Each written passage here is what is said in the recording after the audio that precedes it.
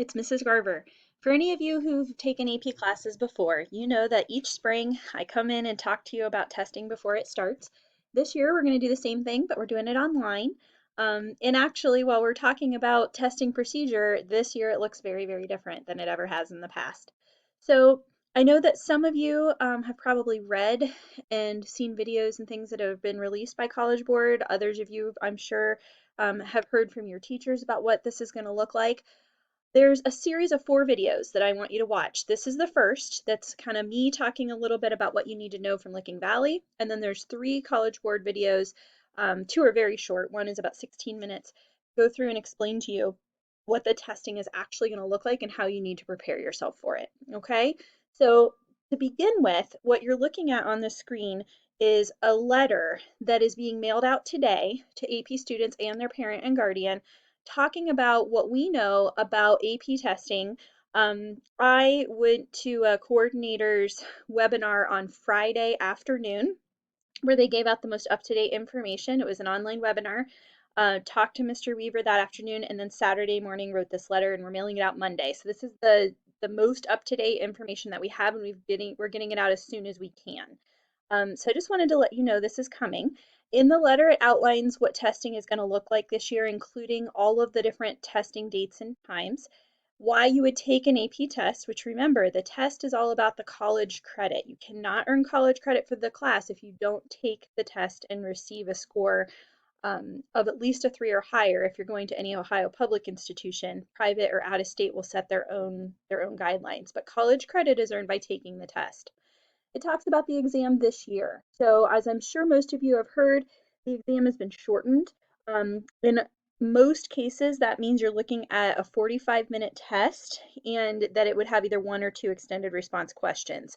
The 2 exceptions to that for our students are Spanish, which will be an oral exam, 22 minutes long, and computer science principles. The computer science principles, you actually don't have an exam in the traditional sense, you just submit your digital portfolio. The cost of the test remains the same.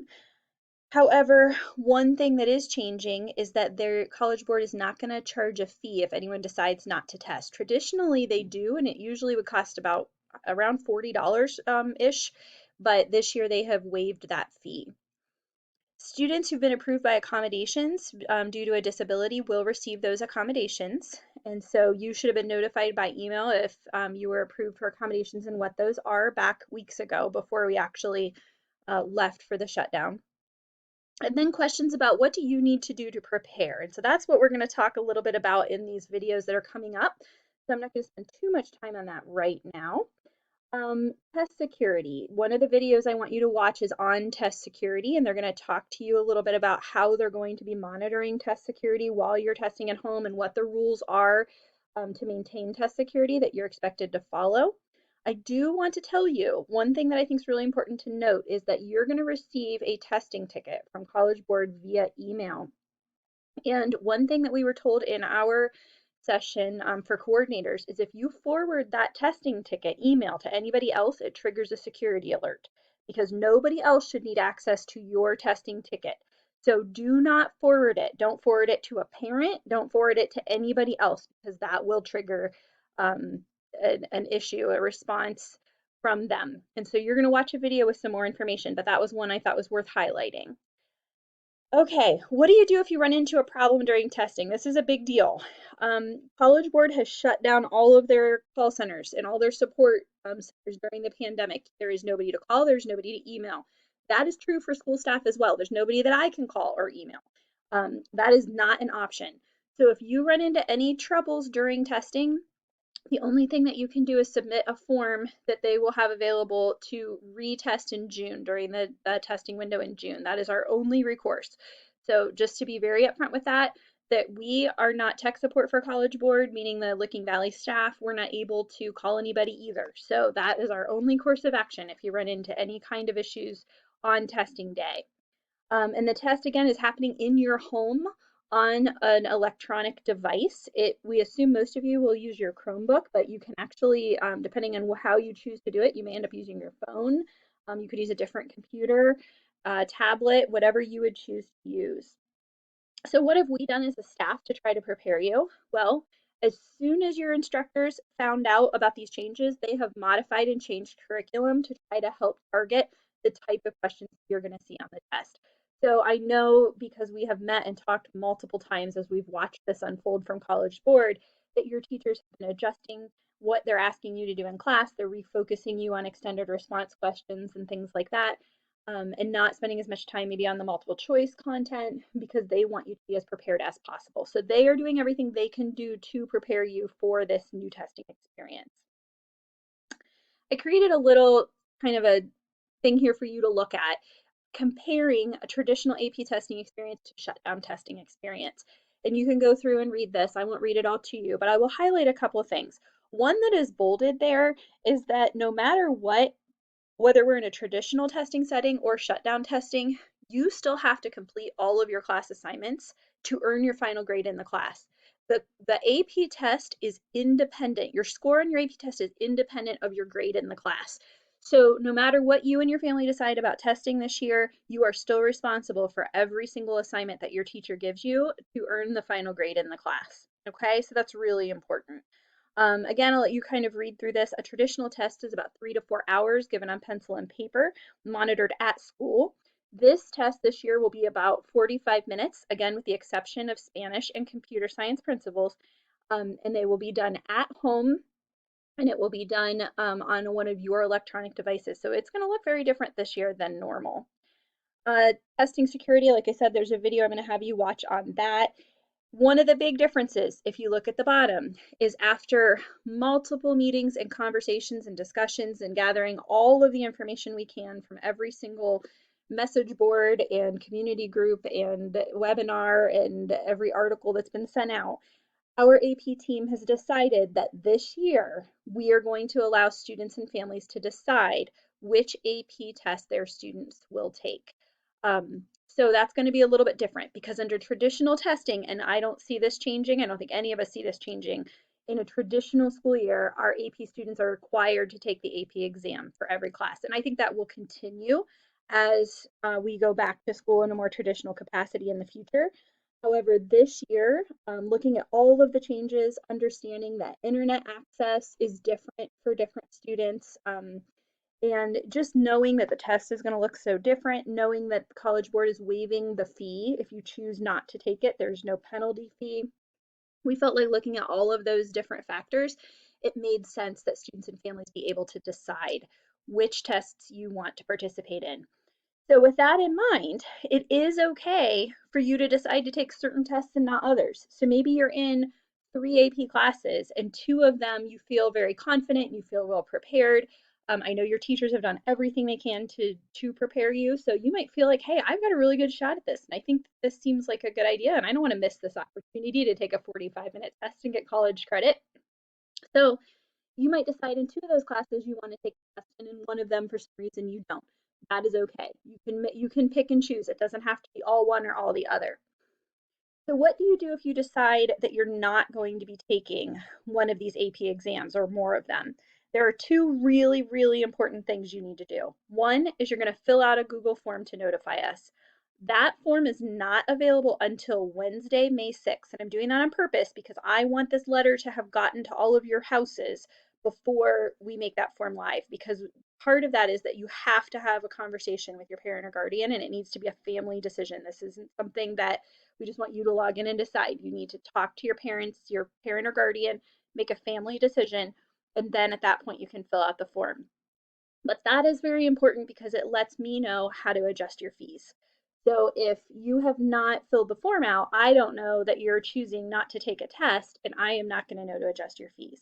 The form is an opt-out form. If you're taking all of your AP tests, you do not have to fill it out, okay?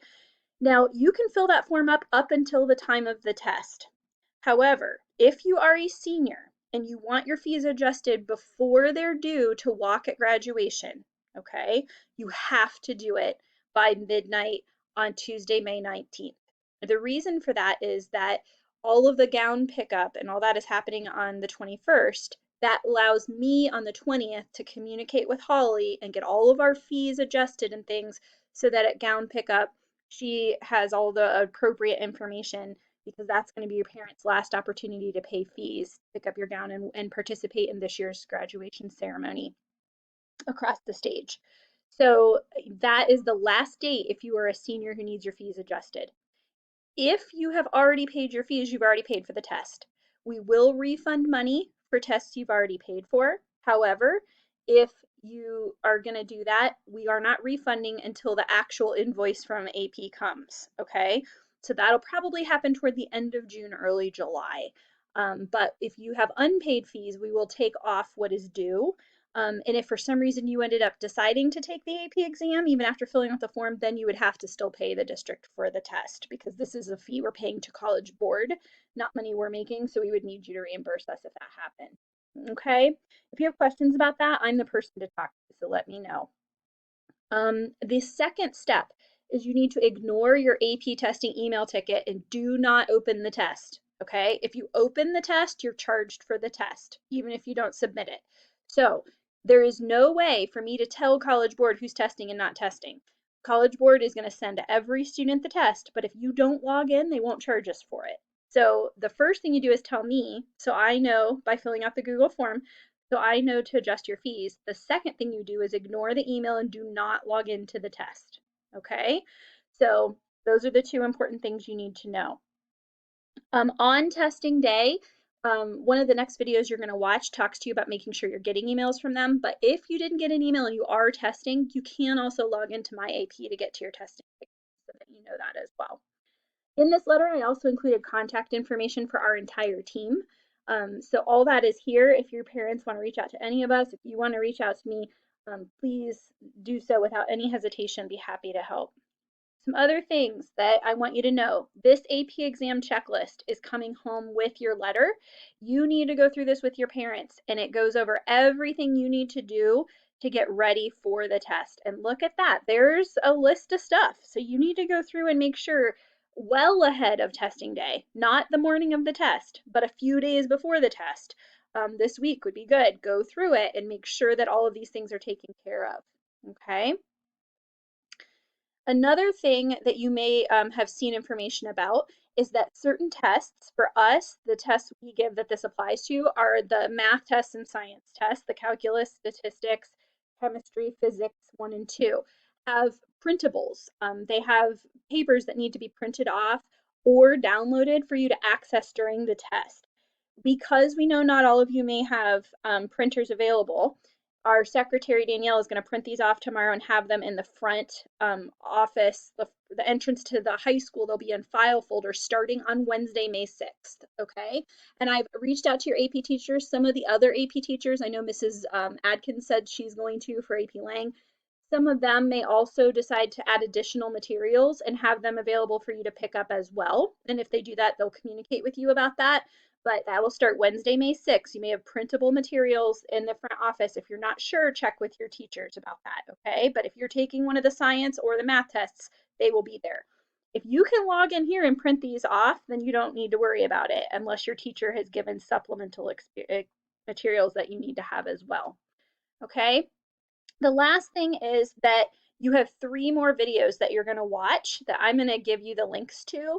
But the 3 videos that I definitely need each of you to watch are the AP exam walkthrough, 4 minutes and 38 seconds. It's just going to be an overview of this process this year and how it's going to look. The AP exam rules, 1 minute and 54 seconds. It goes through and explains the rules. It explains consequences for not following them, how they're going to be watching for academic dishonesty and things like that, what might trigger an issue. So please be sure to look at that one as well. And then also the 5 steps to take before exam day. So that's down here. This one's a little bit longer, but it goes through in detail what you need to do to be prepared for testing day. As you can see, I am on their YouTube channel, the About AP 2020 exams. They have 7 videos altogether posted. You're welcome to look at the others. Those 3, which we're going to make sure your teachers share with you as well, are really important. So make sure that you watch those 3, the walk through the rules and the take before exam day. Look for this letter in the mail. Make an informed choice with your family as you talk about it. And if you choose to opt out of any tests, that Google form will be available to you starting on Wednesday on the counseling office website, and I will email it out as well. If you need anything else, reach out to me or your AP teachers. Thank you. Have a great day, guys. I miss you.